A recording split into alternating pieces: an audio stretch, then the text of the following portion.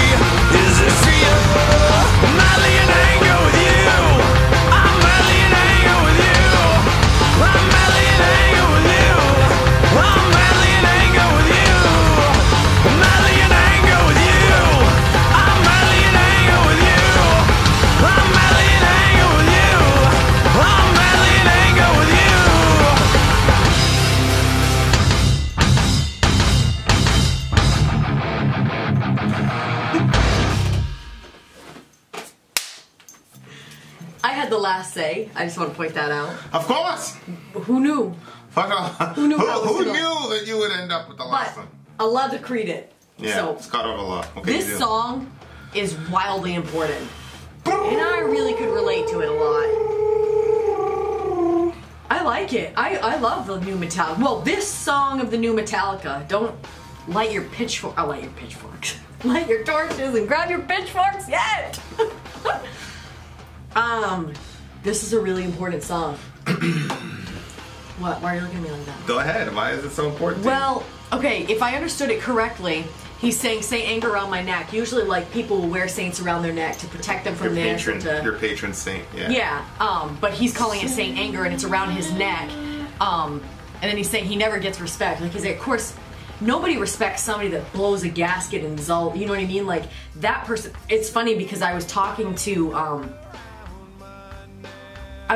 of the kids, and they were saying that they saw somebody getting angry, not you, somebody, you know, a while back, and they said that they saw the person getting really, really angry, and they said that person was trying to show everybody around that they were in control of the situation, but the entire time they said that they were thinking, you have no control, and that's why you're acting the way you are. And I was like, what? A child do this?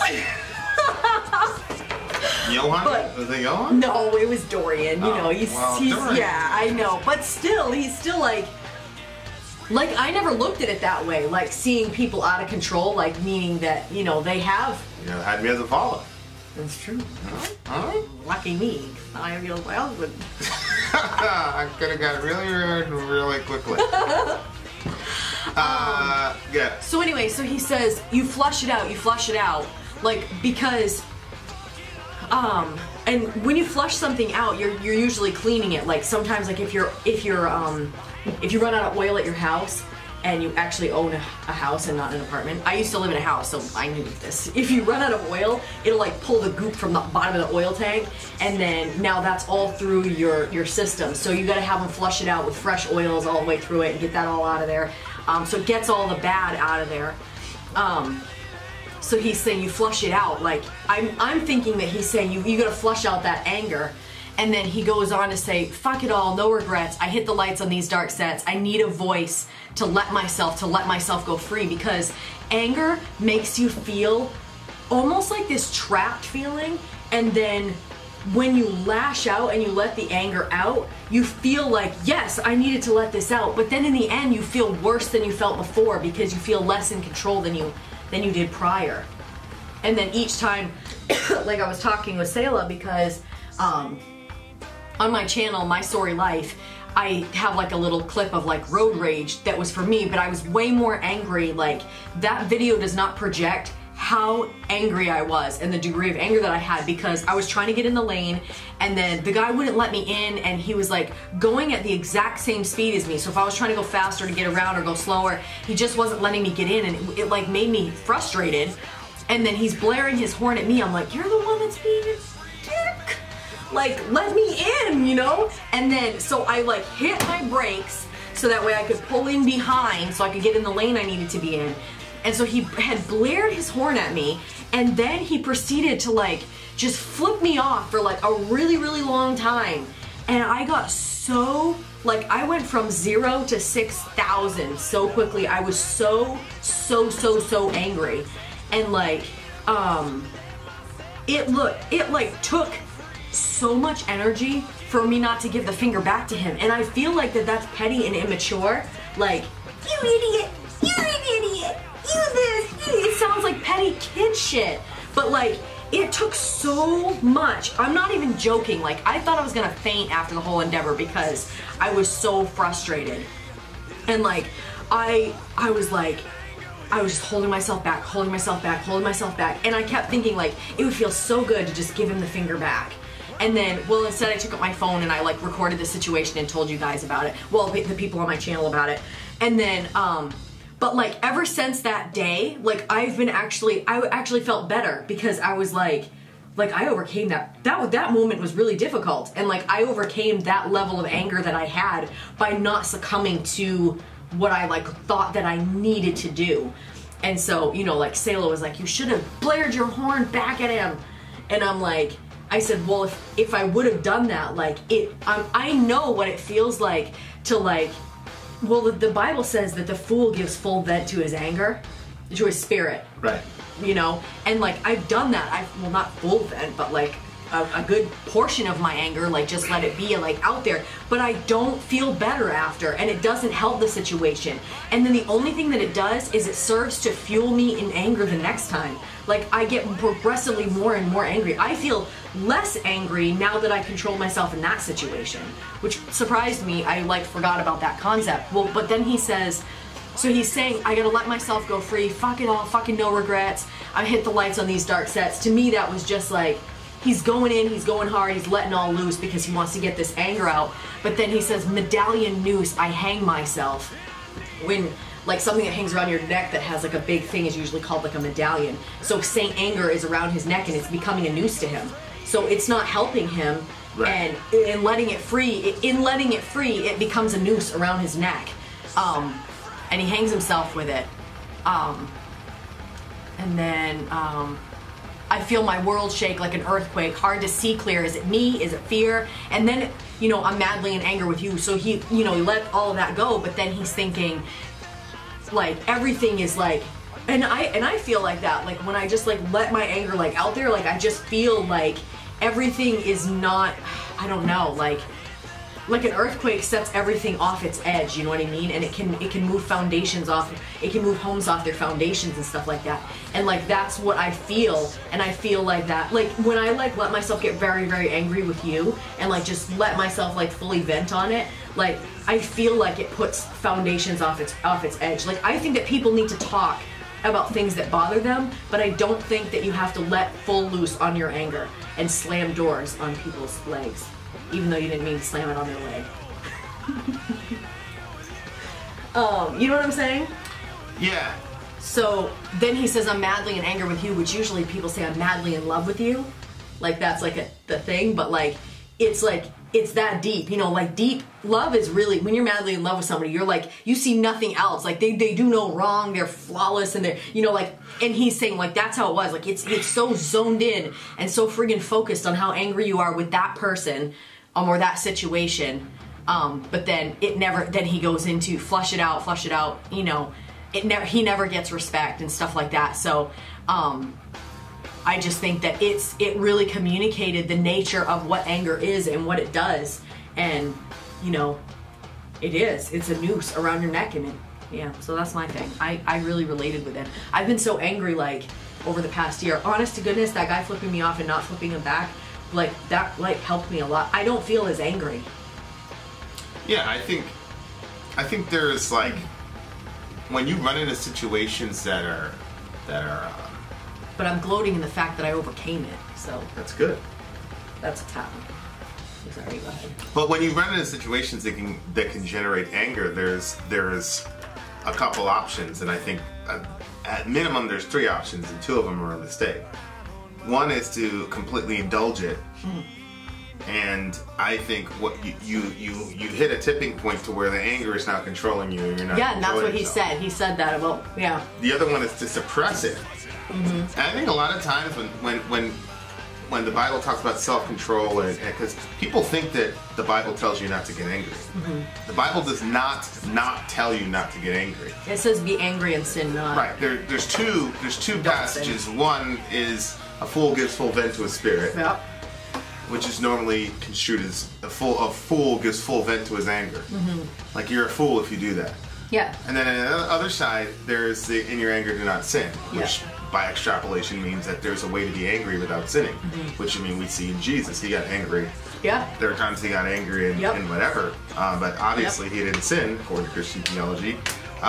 So being angry and expressing anger isn't sin, but he never gave full vent to it. Right. And I think that there's a lot of wisdom in that, in the sense of it gives you, to be able to control that and to be able to channel it, gives you a sense of control. Yeah. And that is actually one of the things that anger, that's one of the things that anger actually serves to try to retain for us. Because most of the time that we're angry, there's some situation that we cannot control. And so if you can channel that anger to give you the energy to regain that control, then it worked. It did what it was supposed to do.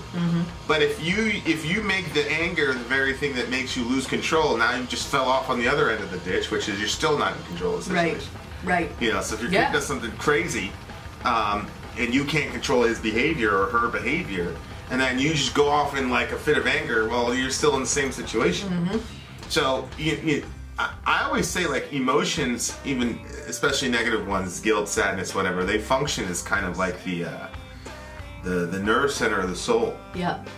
You know, if you put your hand on a hot oven, the reason you pull it off is because it burns, right? And if you have an overactive nerve, that's torture.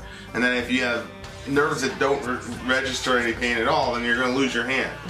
And so, sadness, guilt, empathy, all these things, like, if they're balanced properly in a person, create a healthy person. And so, like, being able to realize that, okay, I get angry, I'm gonna get angry, and do I have a right to be angry? And then tell yourself, okay, how am I going to channel this anger redemptively? Yeah. And going through those progressions, and like, okay, do I have a right to be angry? You know, and actually, and it gives you a sense. I think what you're talking about is a sense of empowerment that you feel.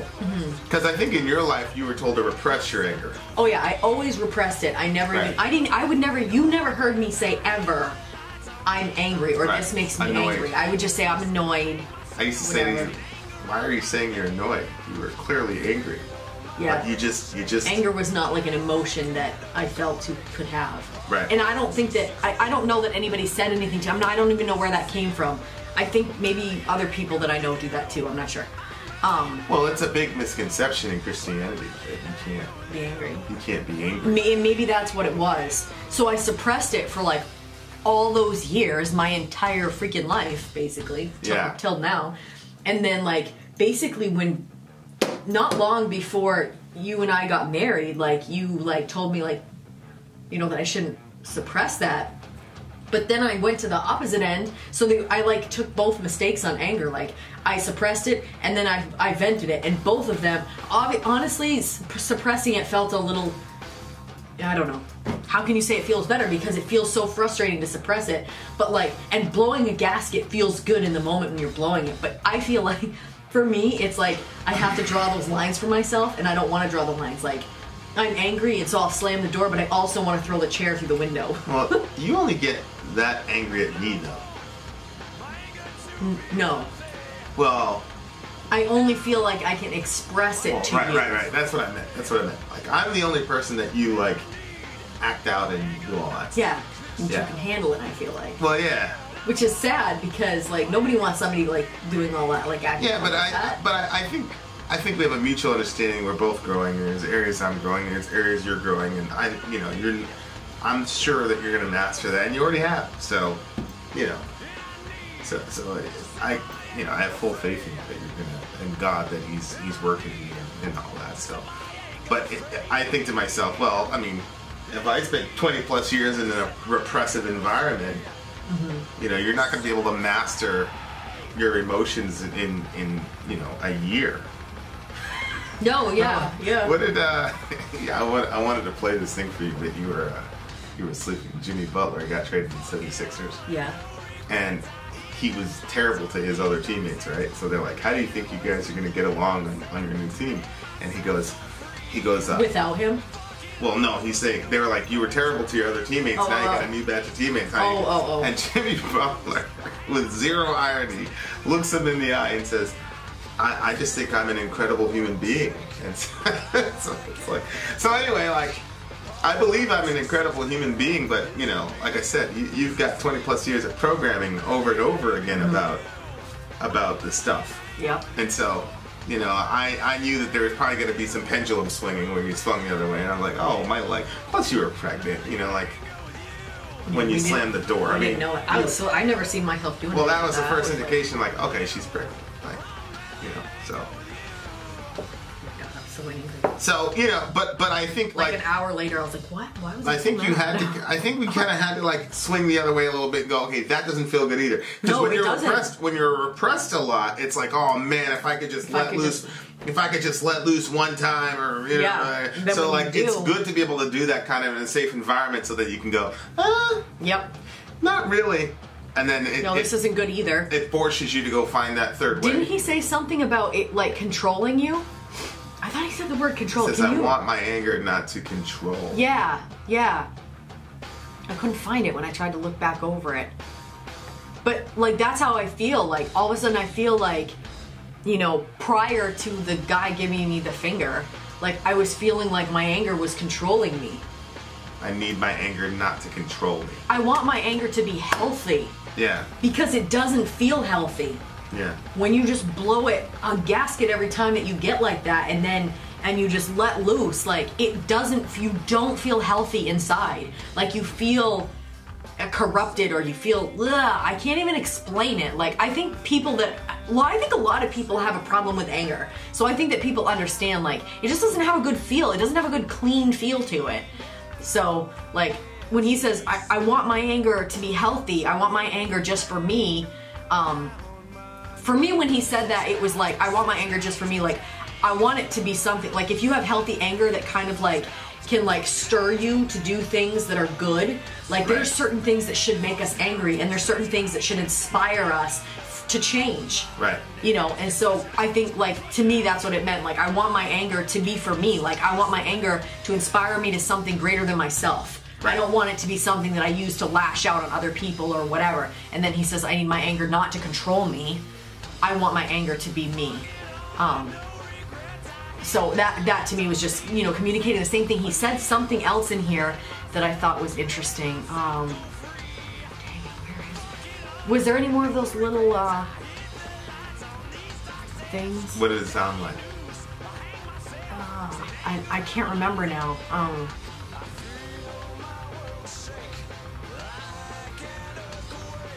It was something like, that was like a little spot of, like, wisdom in the middle. Was there another spot in here? Hard to see clear. Is it music fear? Yes, that's it. Good. Yeah, hard to see clear. Is it me? Is it fear? Because a lot of times that's what's fuels my anger, is my fears. Yeah. You know, so I don't know, like, yeah, he's saying, is it me? Like, do I really actually have a problem with this, or this is just fear fueling this? They went to some self-improvement or therapy. This sounds like very therapy-ish to me. Like the way that he's talking. I thought it was really good. I really liked it. And, that's the picture for the album. That is a really, really good picture for the album. I thought that whoever did the lyric video picked this. I'm like, they did a friggin' good job picking that. That is artistic as fuck to go with this song, but it's not. It's the album cover, so there was artists behind who did it, like, more than just the lyric guy. But that's perfect. Musically, I liked it. There was this little tremolo thing that was in the melodic. That's all I play, so I love that part. Yeah. There ain't no solo. I don't know if you noticed that or not now, but there was no solo. No, I didn't. It's the Metallica You're song. right, That's true. Well, that's interesting. So I could see why the Metallica. Oh yeah. Sounded, and the drums sounded like he was beating on a trash can. See, that's what I liked. But they're communicating something about anger in this. Yeah. He's going hard on the stuff, and I think that, yes, like, that's how it is. Well, yeah, you can have done that on a regular drum. Nope. You didn't have to make the drums. Whatever sound like they a trash did. can. I don't know how he was tuning his drums, or maybe we got a bad copy or something like that. I love the drum sounded. Well, I don't really know how I feel about it. I didn't hear a trash can. I heard them beating on something pretty hard, and that made sense to me. Yeah, I felt like one of the guys from Slipknot donated one of these beer kegs to the endeavor. Forgive him. Yeah, please, be easy on him in the comment section. I think people are going to agree with me in the comment section, actually, about the drums. The drums are weird. I've never heard drums like that before from Lars. Maybe I didn't hear. I mean, I heard. You're right. It was Slipknot-y sounding. It sounded 2003. It sounded kind of new metal-y to me, this song. Yeah. Duh. You know, a little bit long for new metal. 3 minutes long for new metal, but like... What? 3 minutes long for new... It's a 7-minute song. You're saying 3 minutes longer than new metal. No solo. Interesting bridge. I don't know. What do you give it? 9.8. But I'm going super high like that because it's... I think you guys always talk about music that like affects you at a certain point in your life and stuff, and like this for me is like A1 for so like. You're gonna listen to it again. Yeah, it's I probably listen to it when I feel like anger. Good. I'll make sure to keep my legs in the car. You didn't expect that. I don't know, cause yeah, you were just spiraling out, and I was like, okay. It was kind of, and then I was like, and then you slammed the door, and I was like, she's pregnant. Gotta be. There's no other way. that is. And I was right. Yep. So call me a misogynist, whatever you like. What did you give it? A 9.8? 9.8. Yeah. This is a 8.8 for me. I'm okay with not doing the solo. I'm even okay with it being a little new metal-y. Yep. Sonically, it just didn't go anywhere, but as far as like, you know, arrangements, but that's new metal. That's what it was like, and it seems to me that that's what they were gunning for. Anger doesn't go anywhere either. Yeah. So but, for me, it all fit. But there was yeah. I mean, Metallica has made songs about being angry before that weren't this, you know. Yeah. But again, it was 2003. I think they were like trying to have a new metal version of Metallica. Yeah. I think is what was happening. That's interesting. It's like this angel, but he's tied up. I saw that too. Yeah, I was looking at that. He Well, looks that must mad. be Saint Anger. He looks mad. He's trying to get out. Yeah. Okay. Saint Anger. Lyrics were kind of simplistic to me, but sometimes you don't need Danny Filth level lyrics to communicate something that's very. I mean, No. there's like 3 or 4 things that are basic to human nature. This is one of them. Right? It's anger, for sure. and the wisdom that you were talking about. I think it was important. So the 8.8 from me. Then out. Sorry out. Gone. Don't be angry.